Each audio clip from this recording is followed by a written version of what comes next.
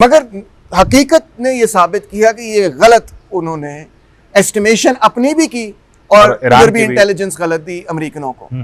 Iran ने ये साबित कर दिया कि ठीक है फिर हम वापस लड़ेंगे, और वो लड़े और वो कामयाबी से उन्होंने अपने मुल्क का दिफा भी किया और सिचुएशन बढ़ती चली गई। अब अमेरिका ने जो अटैक किए और फिर ईरान ने जो कतर में अमेरिकी बेस अड्डे पर अटैक किया, उसमें ईरान ने पहले उनको नोटिफाई भी कर दिया कि हम इतने बजे इतनी मिसाइल्स आप पे अटैक कर रहे हैं। तो ये एक किस्म की ऐसी चीज साबित हुई जिसमें कि वो शो ऑफ फोर्स कर दें कि ना मैं बैक डाउन कर रहा हूं ना वो बैक डाउन कर रहा है, हम अपनी अपनी जगह कायम है।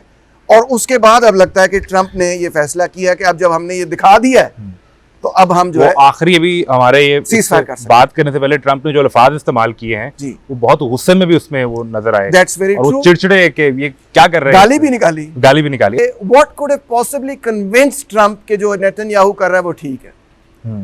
ट्रंप की ट्वीट थी कि ईरान बचेगा नहीं अगर तुम नेगोशिएटिंग टेबल पे नहीं आते, ईरान जल्दी आओ। यानी कि ट्रंप का ये ख्याल था कि नेतन्याहू के अटैक से शायद रजीम चेंज तो ना हो, मगर ईरान जब वापस आएगा नेगोशिएटिंग टेबल पे तो पहले से कमजोर होगा और हमारा हाथ ऊपर होगा और हमारा हाथ मजीद ऊपर होगा। मगर ये रिजल्ट मेरा ख्याल है निकला नहीं। रिजल्ट यही निकला कि ईरान ने कहा कि भाईजान हम खड़े जहां हम पहले खड़े थे, टस से मस नहीं हो रहे, और ना तो वो पहले से कमजोर हुए, शायद निस्बतन पहले से ताकतवर ही हो, कुछ बेहतर पोजीशन पर तो कुछ बेहतर निस्बतन, मगर बहुत बड़ी चेंज तो नहीं होगी। मगर यस इन द सेंस कि अब इंटरनेशनल पावर्स ट्रंप अमेरिका को भी ये पता है कि जोर जबरदस्ती से नहीं होने लगा काम, हमें नेगोशिएट ये घी टेढ़ी उंगली से नहीं निकलना, ये प्यार से ही बात करके नहीं, ये ऐसे ही गिव एंड टेक ही करना होगा। ईरानियन जो फॉरेन मिनिस्टर हैं अब्बास अरागची, वो अभी रूस भी गए और व्लादिमीर पुतिन से, प्रेसिडेंट पुतिन से उनकी मुलाकात भी हुई। और फिर प्रेसिडेंट पुतिन ने एक बयान में ये भी कहा कि जो हमारे लोग रशियन वहां काम कर रहे हैं मैं उनको नहीं निकालूंगा, 600 लोग, तो इसराइल जरा इंसान बने और वहां अटैक नहीं करे। तो आपको लगता है एट सम पॉइंट रूस इस जंग में फिर उतर पड़ता? और रूस ने और पुतिन ने बयान दिया बाकायदा कि हमने ईरान को ऑफर की कि हमारा जो इंटीग्रेटेड डिफेंस सिस्टम है वो हम आपको देने के लिए तैयार हैं, आप लें उसे, आप लें और आप लड़ें। और मेदवेदेव ने ये कहा कि कंट्रीज आर, उसकी कोटेशन है, lining up to give Iran the atomic bomb. Okay, yes, ये भी स्टेटमेंट आई हुई है। सो और फिर ईरान ने रिस्पॉन्ड किया। और अगर मैं आपसे पुतिन ने भी कंफर्म, कंट्रीज कौन? नहीं, उसने नाम नहीं लिया। मैं आपसे पूछ रहा हूँ इसलिए, आपका क्या ख्याल है? जो कंट्रीज हैं वो जानते हैं कि कौन सी हो सकती हैं, रशिया हो सकता है, चीन हो सकता है, नॉर्थ कोरिया के पास बॉम्ब है वगैरह, राइट? शुक्र है हमारे पास, आपने हमारा नाम नहीं लिया। नहीं, हमारा नहीं उसमें है, हम नहीं सपोर्ट कर। हाँ, सॉरी, स्टेट ऑफ पाकिस्तान इसको सपोर्ट नहीं करती। स्टेट ऑफ पाकिस्तान प्रोलिफरेशन को नहीं, अब्दुल कदीर खान साहब को क्यों उन्होंने हाउस अरेस्ट में रखा है? क्योंकि उन पे मुकदमा ही प्रोलिफरेशन का था। तो स्टेट ऑफ पाकिस्तान प्रोलिफरेशन का रिस्क नहीं लेता, नहीं लेना। तो वो कंट्रीज जो लाइन अप कर रही थी कि वो ईरान को न्यूक्लियर पावर दें और बॉम्ब दें, नहीं, ये मेरा कंजेक्चर है, ये मेदवेदेव ने नहीं कहा, ये किसी ने नहीं कहा, बट वी कैन गेस। ठीक है ना, वी कैन गेस कि अगर उनको हथियार चाहिए होंगे तो कहां से उनको मिल सकते हैं। एनीवे, तो पुतिन ने ये कहा कि ईरान ने हमें ये कहा है कि हम खुद मैनेज कर लेंगे, और ईरान ने भी ऑफिशियल स्टेटमेंट ये दी कि उन्होंने कहा था कि हम मदद करने के लिए तैयार हैं, मगर हमें किसी की मदद की जरूरत नहीं, असि आप देख लांगे। और उन्होंने देख लिया। हाँ, दिखाया भी इसराइल, दिखाया भी है कि we can manage, we don't need China, we don't need Russia, हम खुद भी इतने हैं कि आपको देख लेंगे। और उन्होंने ये साबित करके दिखा दिया है। और एक जो ख्याल था कि इसराइल के ऊपर अटैक नहीं किया जा सकता या उसके ऊपर उसका डिफेंस इतना अच्छा है, वो भी शैटर हो गया। वो आयरन डोम जो है वो ग्लास डोम साबित हो गई है। जो एक पत्थर से नहीं, वो पत्थर से तो नहीं, मगर देखिए ना, जब उसके मुकाबले में तो ईरानी मिसाइल पत्थर है ना, जो उनके पास टेक्नोलॉजी है, अमेरिका जो उन्हें सपोर्ट कर रहा है। ईरानियों के पास भी अच्छी टेक्नोलॉजी, ऐसा नहीं है। मामला ये था कि ईरान ने जब पहले आयरन डोम पे हमला किया था, आपको याद होगा, तो उन्होंने टेस्ट किया था कि इसकी वीकनेस क्या है।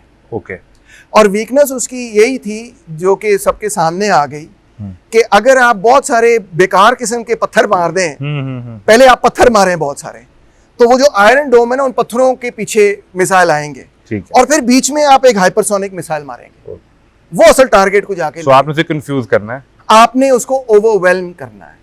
आपने इतने डिस्ट्रैक्टिंग टारगेट्स देने हैं कि जो एक्चुअल आपका पावरफुल मिसाइल है ना वो ठा करके फिर बीच में लग जाए, वो जाके लगे। और ये स्ट्रेटजी आयरन डोम के हवाले से कामयाब साबित हुई है कामयाब साबित। You can distract the Iron Dome, क्योंकि आयरन डोम ये तो नहीं देखेगा कि 15 आ रहे ने बोला बस सब तो पैड़ा है उन्होंने पड़ा, वो ये नहीं देखता, वो देखता है 15 आ रहे हैं, जितने ज्यादा मैं मार सकता हूँ मैं मार। वो 15 को मारने के लिए निकलेगा, बीच में से 16वां जो है ना तेजी से हाइपरसोनिक मिसाइल ठा के आके लग जाएगा। ये स्ट्रेटजी जो अभी ट्रम्प चिड़चिड़े भी हुए थे, उन्होंने गाली भी दे दी, उसकी वजह कहीं ये तो नहीं थी कि वो इसराइल को कहना चाह रहे थे कि तुम खुद को पूरी तरह डिफेंड भी नहीं कर पाए तो मुझे तुम्हारे लिए जंग लड़नी पड़ेगी, तो बस कर दो, अब अटैक नहीं करो।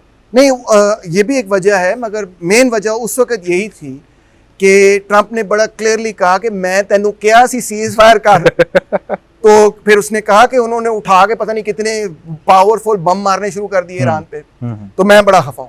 तो उन्होंने क्योंकि सीज फायर तोड़ा है, इजराइल ने तोड़ा है सीज फायर, ट्रंप ने माना है, ट्रंप ने कहा है कि इजराइल ने मैं सीज फायर कीता सी, उन्होंने तोड़ देता है, इसलिए ट्रंप उनसे नाराज था कि मेरे से आपने एग्री किया था सीज फायर और उसके बाद आपने जाके इतनी बमबारी कर दी। ट्रंप की एग्जैक्ट अल्फाज थे कि इतने बम मारे कि हमने तो देखे नहीं ऐसे बम, पता नहीं कितने बम मार दिए। वो जिस तरह बात करता है आपको पता है ना, तो that's why he was angry with them कि why did you break the ceasefire. और किसी छोटे मोटे बम से नहीं आपने उसको तोड़ा, आपने एक मेजर अटैक किया। सो मुझे ये बताएं कि फिर वो जो हमने नामजद किया डोनाल्ड ट्रंप को नोबेल प्राइज के लिए, तो हमने तो ठीक किया ना, एक और जंग में उन्होंने सीज फायर करवा दिया है, this was a good decision. और हमने जो सिफारती महाज पर तो हमने पाकिस्तान ये इतना सिंपल नहीं है। उसकी वजह ये है कि जब ओमान में और इटली में रोम में जब मुज़ाकरात हो रहे थे, तो सबसे तो इजराइल ने अमेरिका को कहा कि हम अटैक कर सकते हैं, और कई दफा पहले अमेरिका ने कहा नहीं करना, और फिर उसके बाद अमेरिका ने ग्रीन लाइट दी। और ट्रंप ने खुद कहा yes we were aware of what the Israelis going to do. Aware का मतलब ये कि हमने उनको थम्स अप दिया, थम्स अप के बगैर वो अटैक होना ही नहीं था। तो इसका मतलब ये है कि इतना सादा नहीं होना चाहिए हमें कि हम ये कहें कि अब उसने अमन करा दिया तो सब ठीक है, क्योंकि जंग में भी थम्स अप उसी ने दिया था। तो जिस तरह पाकिस्तान इंडिया में वो हर तीसरे दिन उठ के क्रेडिट लेते हैं कि हमने सीज फायर करवाया, वो तो खैर नरेंद्र मोदी को तंग कर रहे होते हैं वो जो मानते नहीं है। अब यहाँ पे भी वो यही कहेंगे और वो हर तीसरे दिन यही कहा करेंगे कि देखें इसराइल और ईरान एक बहुत बुरी जंग में, उन्होंने लिखा भी कि बहुत तवील जंग में ये जा रहे थे, ये क्या कर रहे हैं, तो इसका भी वो क्रेडिट लेंगे और फिर वो क्रेडिट तो लेंगे, मगर ये कोई कन्विंसिंग केस नहीं है ना। ठीक है, कन्विंसिंग केस इसलिए नहीं है क्योंकि जितने हथियार इजराइल को मिलते हैं वो भी तो ये देते हैं। इस सब में पाकिस्तान का जो किरदार था जी, वो आप किस तरह देखते हैं? ऑफिशियली तो किरदार ठीक था, क्योंकि ऑफिशियली तो हमने ईरान के साइड पे हम खड़े थे। अमेरिकन जो जारहियत थी हमने उसको भी कंडेम किया कि नहीं करना चाहिए। ऑफिशियली तो फॉरेन ऑफिस ने जो जवाब दिया वो बिल्कुल ठीक दिया कि हम ईरान की तरफ, और इसी हद तक होना चाहिए था।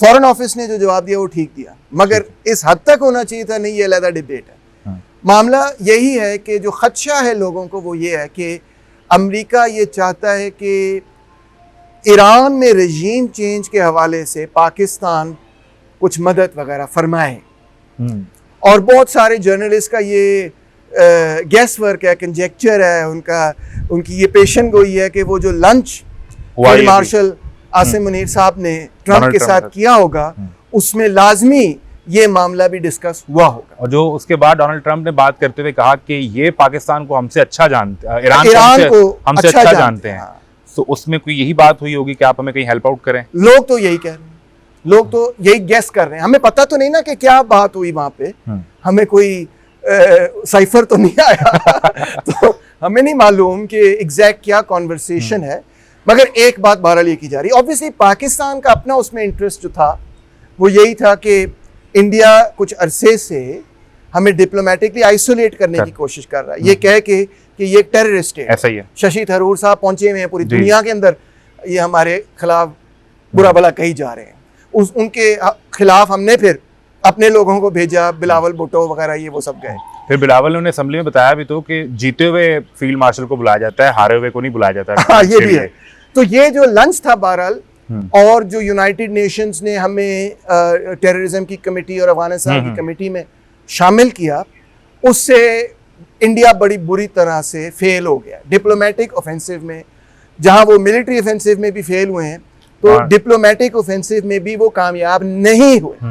तो इस लंच की जो पाकिस्तान के लिए सिग्निफिकेंस है, पहली वो ये, एक तो इंडिया के पर्सपेक्टिव, ये हमारा इंटरेस्ट है उसमें, ठीक है, कि हमने जो है इंडिया के डिप्लोमेटिक एफर्ट्स को जो है ना वो डिफीट करना, ये हमारा मुफाद है, ठीक है। मगर जब भी आप बैनुल-अक़वामी सियासत में किसी दूसरी कुव्वत से मिलते हैं, तो दूसरी कुव्वत के भी कोई मुफाद होते हैं, इंटरेस्ट होते हैं।